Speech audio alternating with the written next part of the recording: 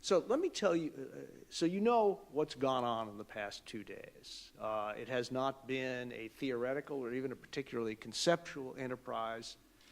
I have tried to clarify events as they've occurred in the United States, the United Kingdom, on the European continent, focusing much more on what has gone wrong than on what continues to go right. But as a political theorist, I guess I couldn't restrain myself any longer. And so in this third and final lecture, I'm going to step back from the events that I've chronicled and ask and try to clarify the following question. When we say that liberal democracy is now being challenged by populist movements and leaders, what do we mean? And I'm first going to try to explicate the concept of liberal democracy, taking us through a tour of 4 guiding concepts, namely republicanism, democracy, constitutionalism, and liberalism. And then I'm going to turn much more briefly to the nature of populism. So let me start with the Republican principle. I have to say it is doubly or triply fitting that I'm doing this here at the University of Virginia, right next door to a splendid collection and display on the Declaration of Independence, because I'm going to start off, really, by, in effect, explicating our own Declaration of Independence as a key to conceptual understanding. So, what do I mean by the Republican principle? Well, I mean, very simply, popular sovereignty, or more formally, the idea that the people in their collective capacity are the sole source of legitimacy in government. So republicanism isn't populism, not even close, but it is what might be called peopleism, the idea that the people are the only origin of legitimacy. This idea is at the heart of the most American of all documents, the Declaration of Independence, which famously asserts that governments are instituted among men, deriving their just powers from the consent of the governed. I cannot imagine a clearer statement of the Republican principle than that. I want to underscore, though, that there's no direct link between popular sovereignty and any particular form of government, including democracy. If you look at the language of the Declaration, popular sovereignty allows the people legitimately to establish any form of government, which seems to them most likely, to affect their safety and happiness. Any form. The people could create, if they wanted, a constitutional monarchy. They could authorize, if they wanted, an executive with full power, reserving, of course, the ultimate authority to take back the power that they've conferred on their executive, on that executive. Now, to say that the people are the ultimate source of legitimate authority opens the door to a huge and in some ways unanswerable question. Namely, when we say the people, what do we mean? Who or what are the people? And unless I've blown it, let me see now. No, I haven't. I have here in my hand the Declaration of Independence. And let's look at the famous first sentence. When in the course of human events it becomes necessary for one people to dissolve the political bands which have connected them with another. One people.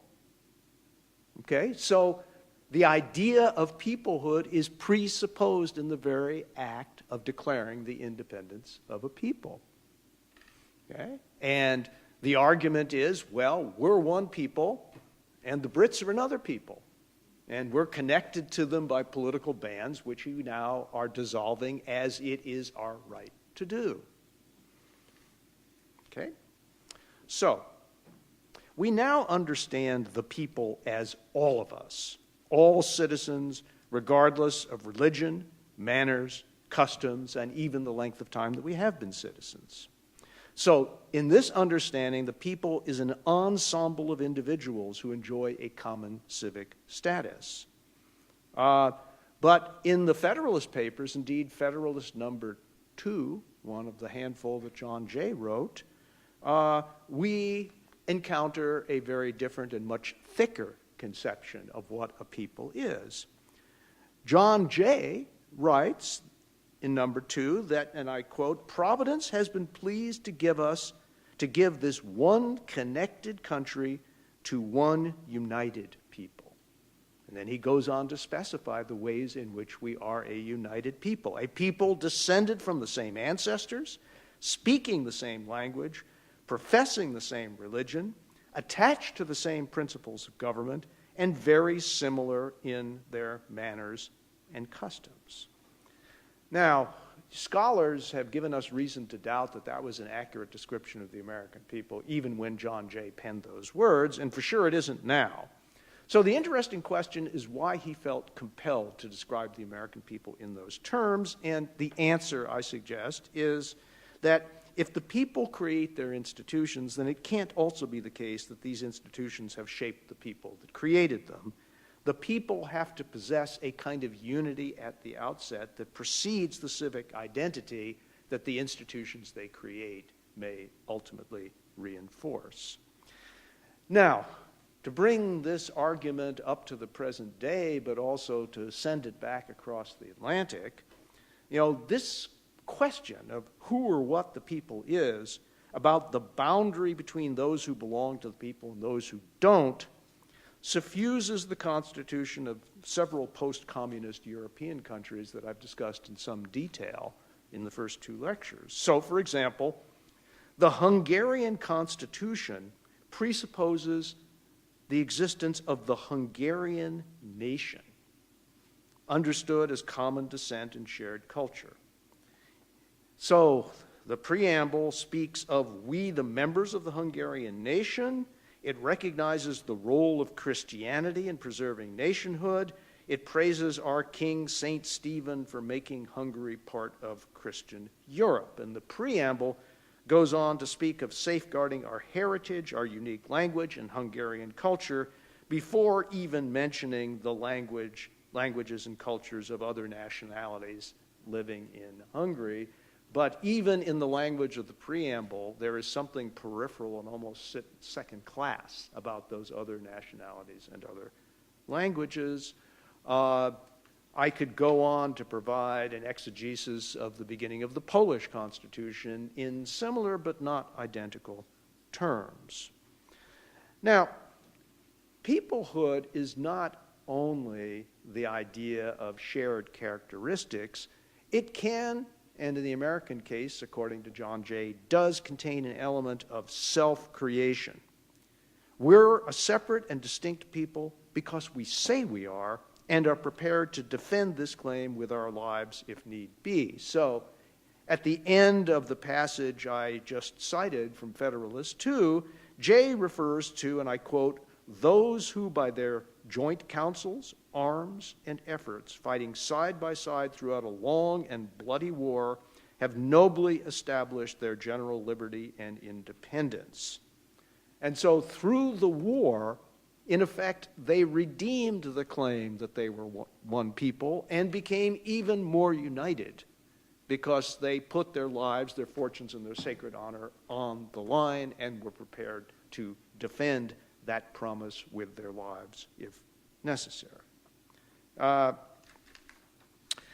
Now, if I had more time, I would go through a series of riffs on peoplehood. If this were 2 hours and not 50 minutes.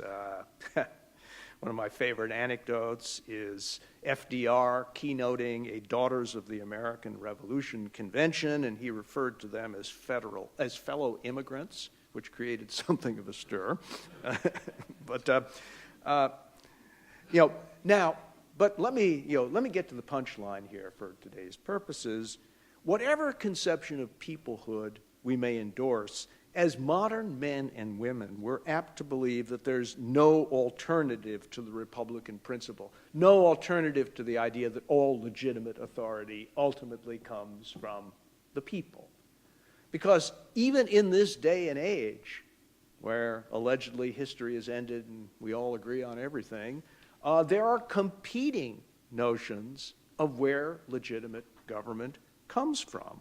And, for example, contemporary autocracies also claim legitimacy and authorization based on their special insight into the values and desires of their peoples, and you can adduce any number of Vladimir Putin's speeches to this effect. And for adherents of many religions, God is the true source of government. And as we've seen in the modern age, the assertion that God is the true source of government can go against the grain of the Republican principle pretty profoundly, especially if the form of government that God has ordained is anything but democratic.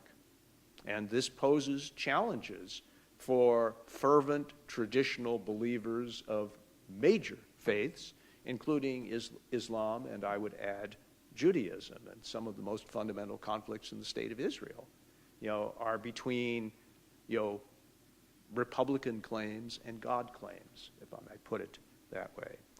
Another alternative to popular sovereignty, and one which raises distinct issues, is meritocracy, the proposition that the power to decide rests on knowledge and skill that some individuals possess in greater measure than others, and I would say character as well. So you have the knowledge, the skill, and the intention to serve the people and their interests better than they could serve themselves. And that it is that ensemble of capacities that gives you the right to govern.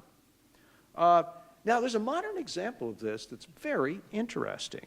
The city-state of Singapore. And if you look at the international assessments of Singapore, they go along three dimensions.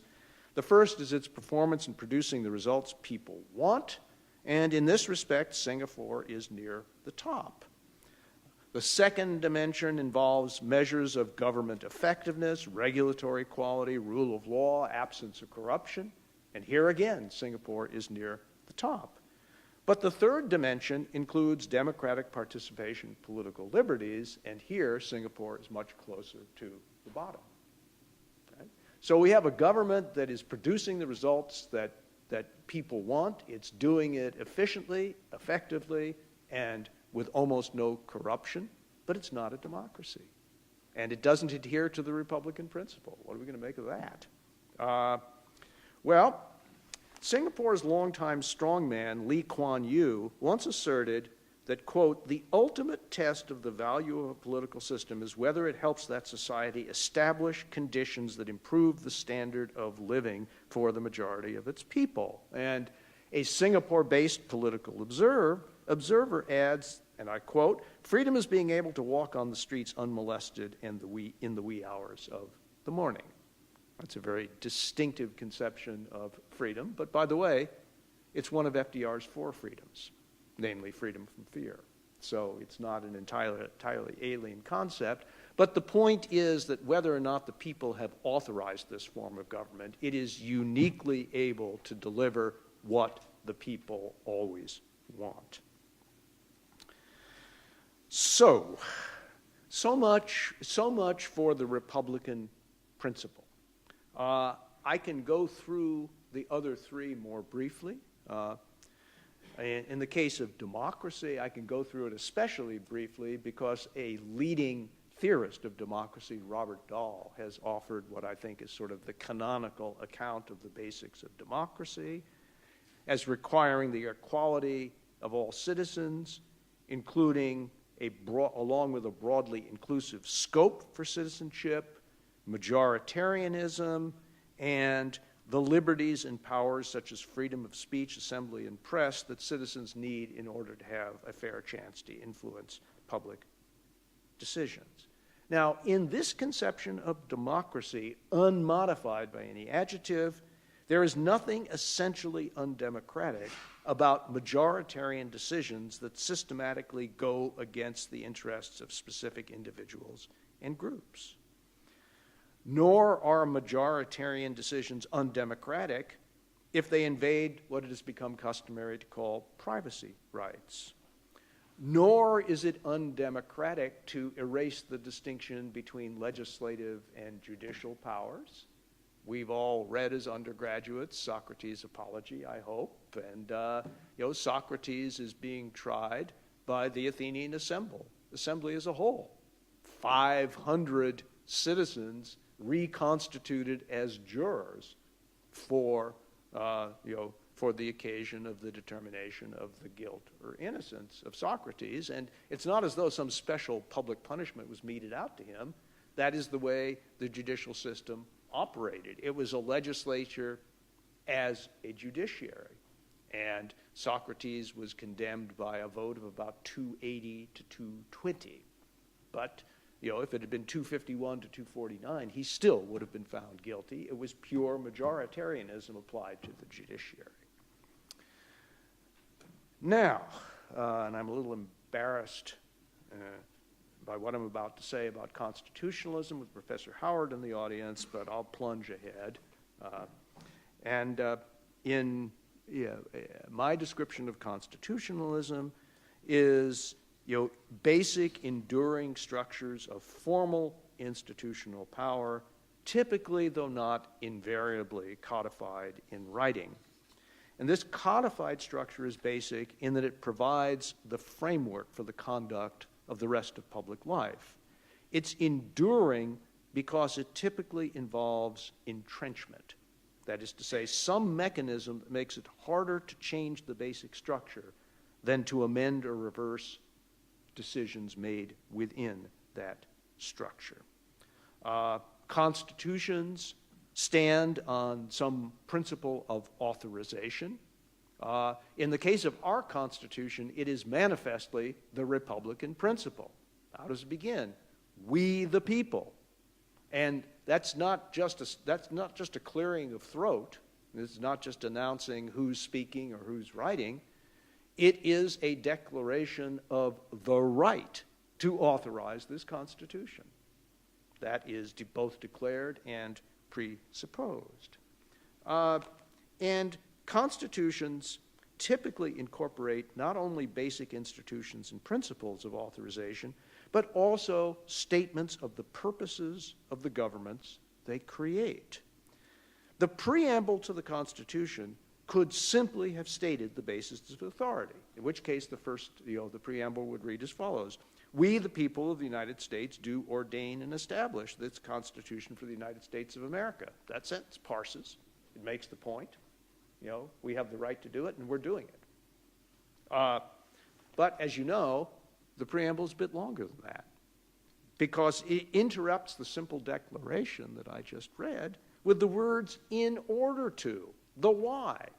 We have the right to create this Constitution, but why are we doing so? What are the purposes in light of which its institutions and performance should be judged? The preamble isn't often used as the basis of the exercise of judicial power.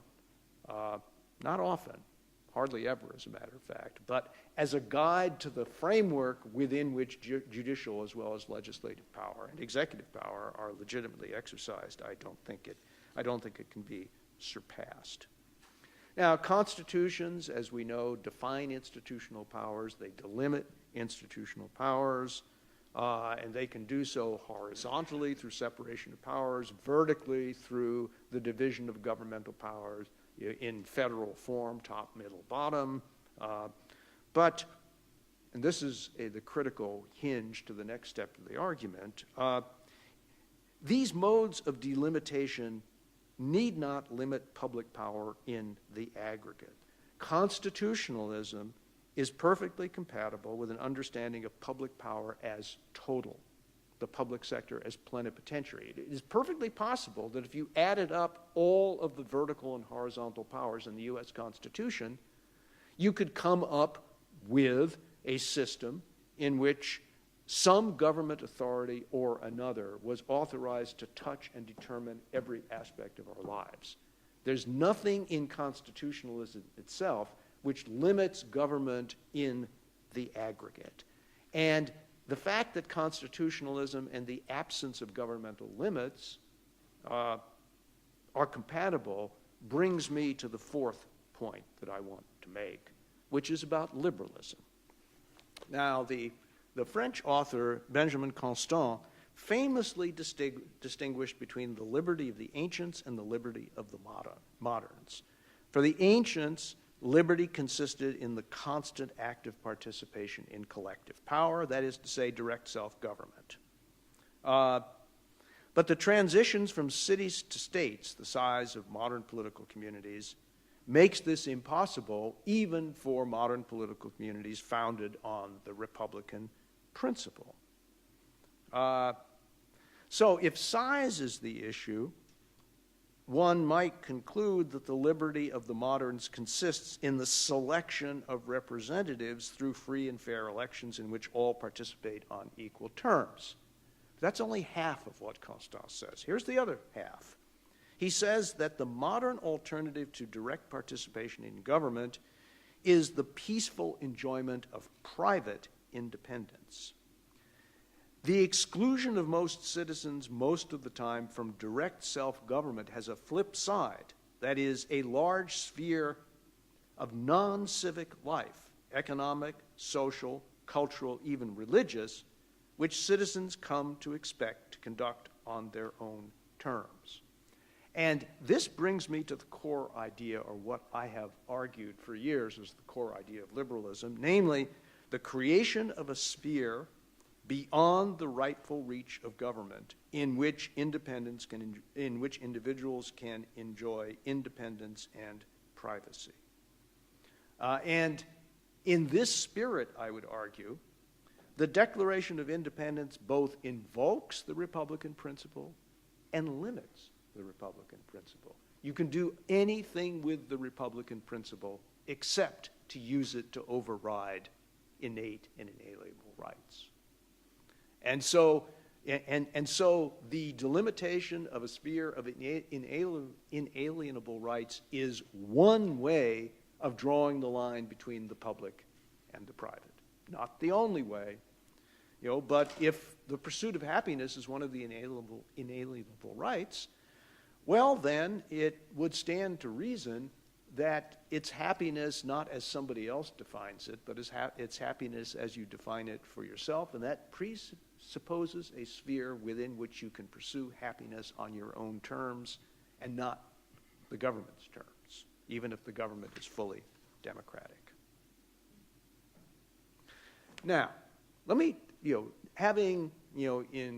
Rousseau at the beginning of the Social Contract, refers to a kind of conjurer's trick where they cut up a big concept into pieces, throw it in the air, and somehow it magically comes back together by the time it hits ground. Well, that's the conjurer's trick I'm trying to perform now, because given this fourfold conceptual template, I think we can venture a more precise characterization of liberal democracy. This type of political order rests on the Republican principle, takes constitutional form, contains all of the building blocks of Dahl's definition of democracy, and accepts and enforces the liberal principle that the legitimate scope of public power is itself limited, which involves some abridgment of majoritarianism as the modus operandi of decision-making. Now, armed with this template, we can also understand the principal threats to liberal democracy. And what are they? First of all, the straightforward denial of the Republican principle in the name of God or national culture or meritocracy. Or, second, exclusionary ethnic, historical, or religious conceptions of the people. or claims to legitimacy based on assertions of special insight into people's hearts and minds, or para-constitutional uses of public power, or denials of egalitarian and inclusive conceptions of citizenship, or the attachment of greater weight to some citizens' votes and political rights than others, or, finally, disregard for the limits on the legitimate exercise of public power.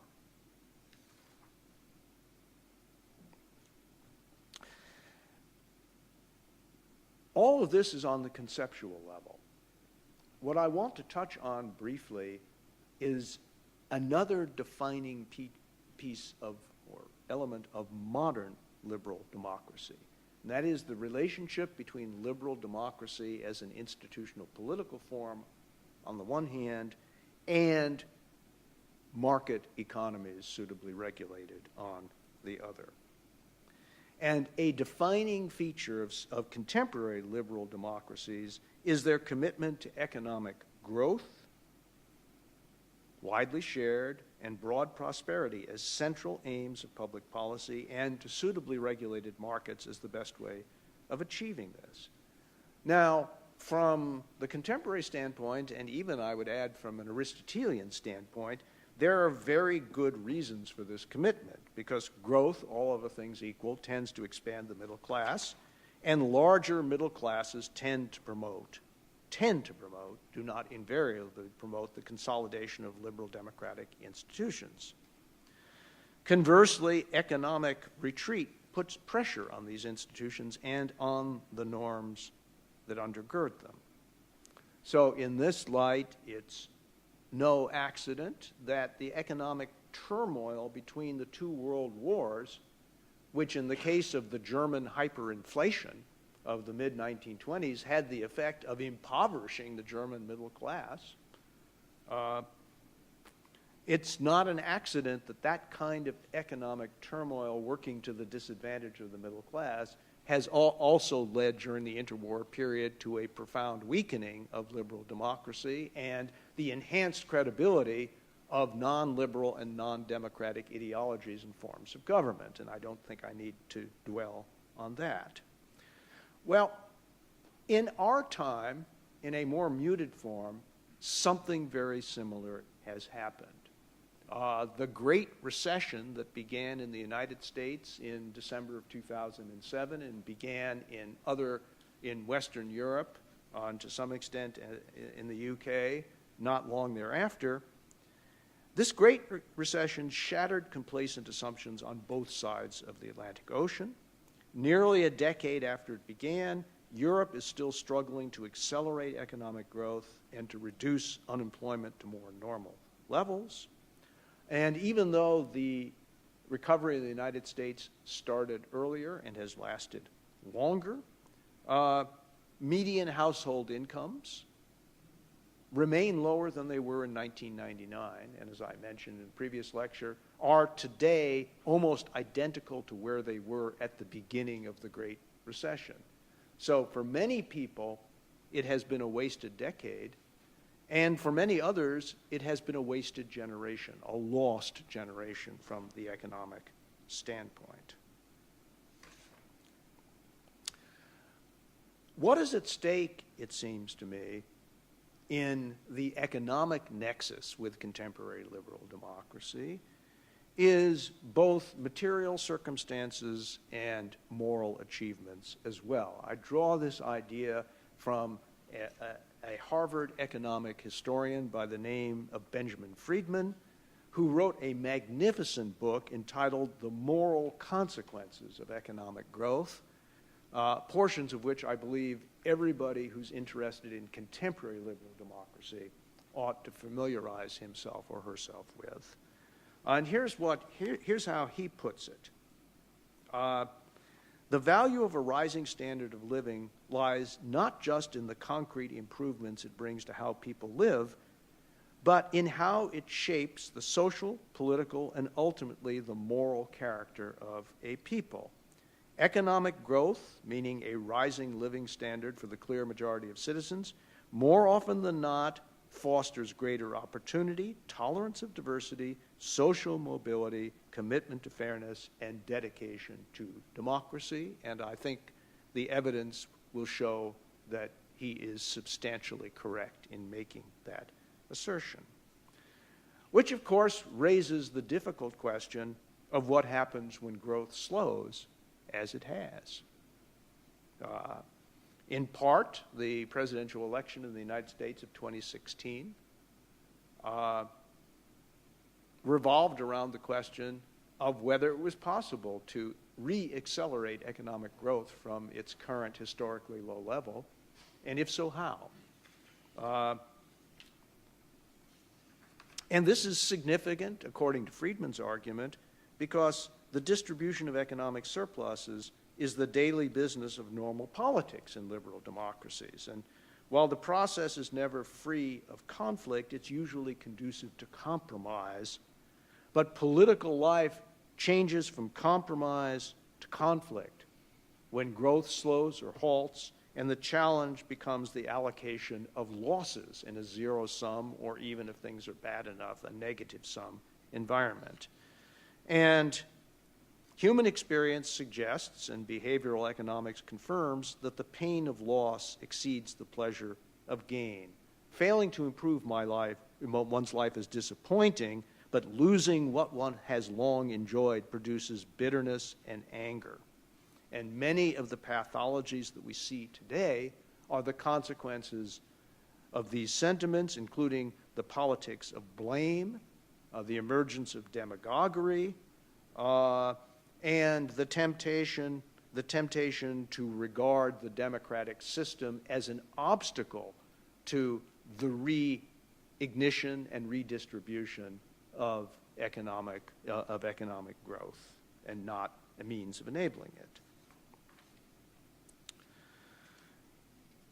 And it is this ensemble of psychological reactions to the slowing of economic growth, among other factors that I've talked about in the two previous lectures, that has set the stage for the contemporary upsurge of populism and for what scholars are increasingly now referring to as the populist challenge. And let me just spend the last few minutes of my lecture trying to describe and delimit this challenge. In ordinary experience, as well as popular parlance, populism stands for a particular brand of politics. It represents the uprising of the common man against those whom they regard as wielding excessive political, economic, and cultural power. It usually brings to the fore a strong leader who can both channel the public sentiments and lead the public's fight against these concentrations of power. These populist leaders attack the enemies of the people in moralistic terms as self-seeking, corrupt, and given to malign conspiracies against ordinary citizens, which often involves hidden links with power wielders in other countries.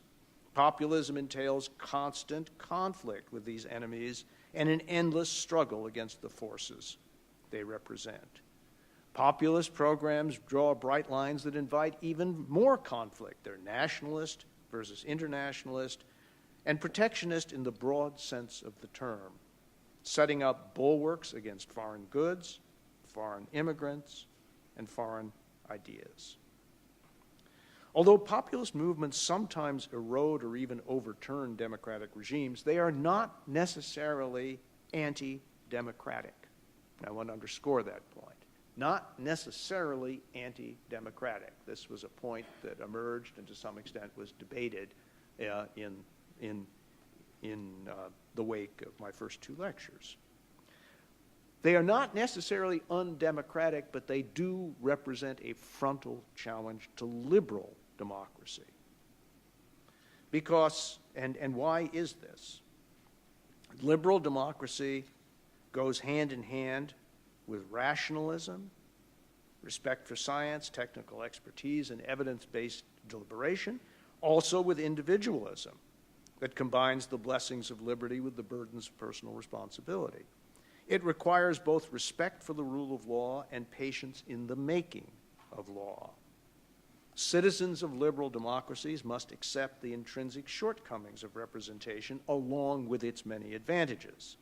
They must also acknowledge the necessity of compromise with those with whom they disagree, which is, of course, much easier when the matters at issue are material interests rather than differences of principle.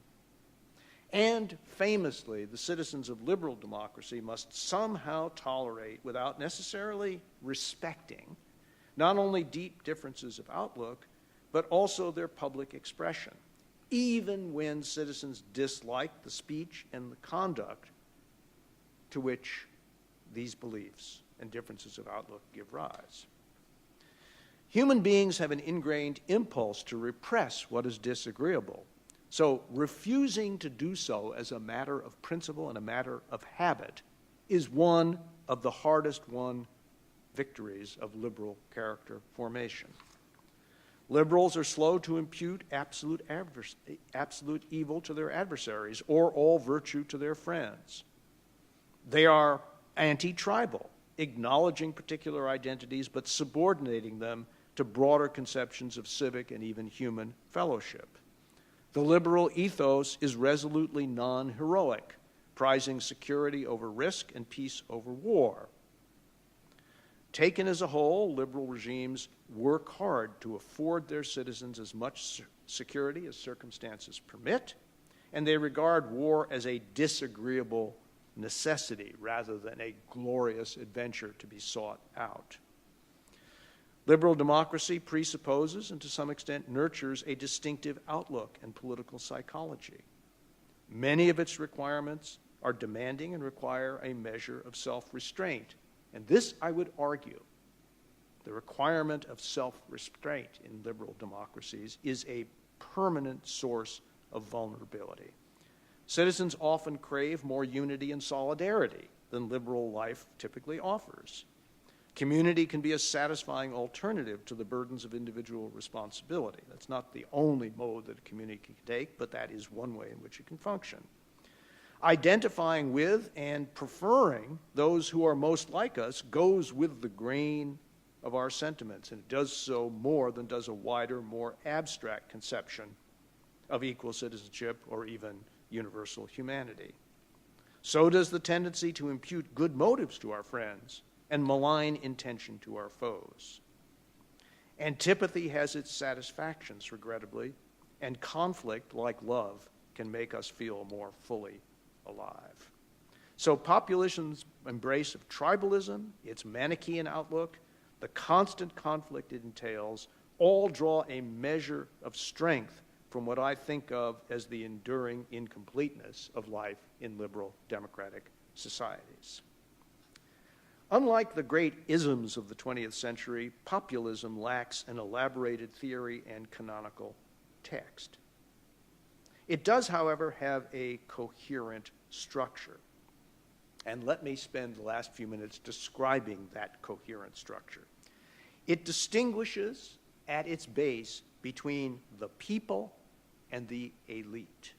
Each of these groups is understood as homogeneous. The people have one set of interests and values, the elite another set of interests and values, and these two ensembles of interests and values stand fundamentally opposed to each other. These divisions are moral as well as empirical because populism understands the people as uniformly virtuous, the elite as hopelessly corrupt, and their corruption comes at the expense of the people. You heard last night, if you were here, some remarks tending very much in that direction. And if the people are homogeneous and virtuous, there is no reason why they should not govern themselves and their society without institutional restraints. After all, populist leaders claim they alone represent the people, they are the people, and the people are the only legitimate force in their society. So, now let's put this description of populism up against the conceptual template of liberal democracy that I sketched in my opening remarks. So, populism accepts the principle of popular sovereignty. It accepts democracy, understood as the exercise of majoritarian power.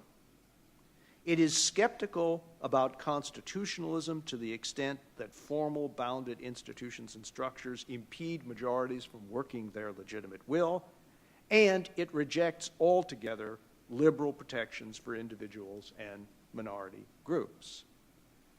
It might seem then that contemporary populism is what some scholars and at least one national leader call illiberal democracy, namely a governing system capable of translating popular preferences into public policy without the distracting impediments that have prevented liberal democracies from responding effectively to urgent problems. From this perspective, populism is not a threat to democracy per se, but rather to the dominant liberal variant of democracy that today's circumstances have rendered, as these populists claim, obsolete and even counterproductive. That's a popular theory. There's something to it, but in the end, I think it is not correct or not correct enough to be serviceable. And let me try to say why. In the first place, because populism embraces the Republican principle of popular sovereignty, it faces the question inherent in this principle, the question with which I began, namely, who are the people?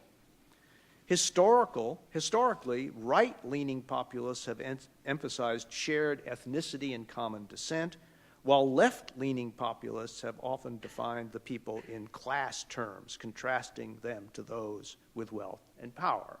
Thus, Marx's definition of the people as the proletariat, the first genuinely universal class. Recently, a third definition has entered public debate and figured quite importantly in the late and unlamented presidential election in the United States, namely the people versus cultural elites. From this perspective, real people eat hamburgers, listen to country and Western music, and watch Duck Dynasty, while globalist snobs do whatever public television and NPR deem refined. Now, this approach raises some obvious difficulties. It's inherently divisive. Within the context of popular sovereignty, dividing a country's population into the people and the others suggests that some parts of the population are not really part of the people and don't deserve to share in self-government. In the same vein, it may justify excluding individuals outside the charmed circle of the people so defined from equal citizenship, violating the principle of inclusion that Robert Dahl insists is central to the definition of democracy. Here's a second and even deeper difficulty.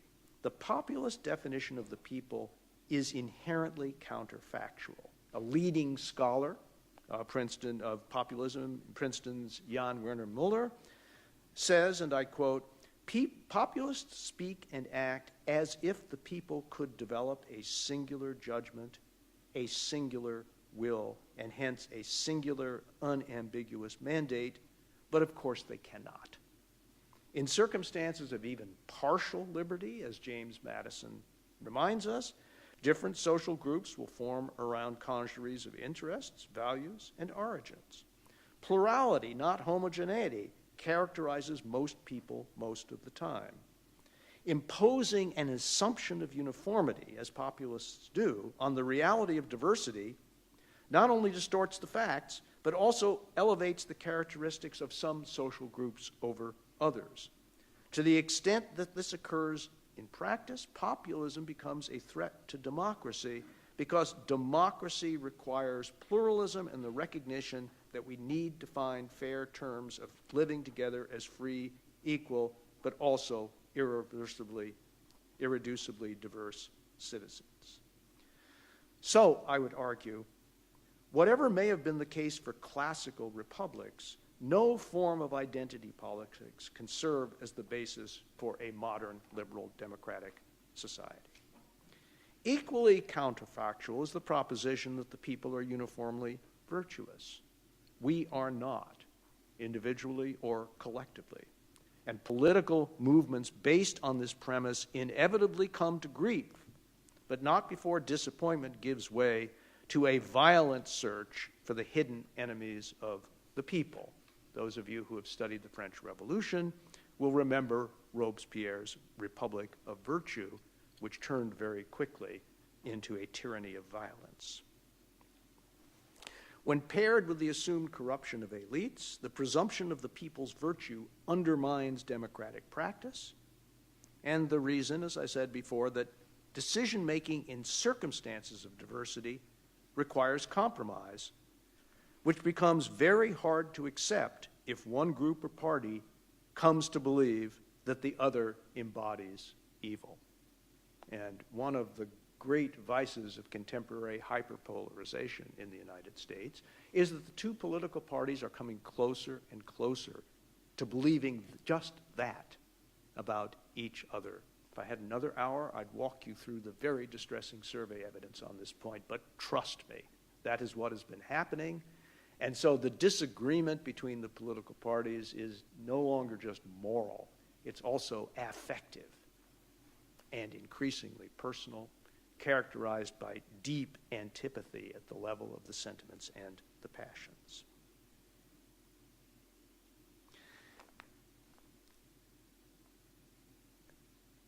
So, as Muller argues, and I agree, what follows from populism as an exclusionary form of identity politics is that populism tends to pose a danger to not just liberal democracy, but democracy as such. For this reason, he insists, we should stop the thoughtless invocation of illiberal democracy because populists damage democracy as such, and the fact that they win elections does not give their projects automatic democratic legitimacy. Conceptual analysis can't resolve this dispute over the threat populism poses. We need to turn to the facts on the ground, which brings us back full circle to the first two lectures that I delivered. And I hope I've persuaded you that while some forms of populism can be contained within democratic bounds, the division, the populist worldview, which divides people into friends and enemies, the people versus the special interests or the elites, the virtuous versus the evil, the with us versus against us, those whom we resemble versus those with whom we differ. All of those populist commitments to cleavages, to fundamental divisions, pull against not only the concept of liberal democracy, but also the ethos of liberal democracy. And that is the fundamental challenge it poses, and that is why I am worried about the future, though not terrified of it. Thank you very much.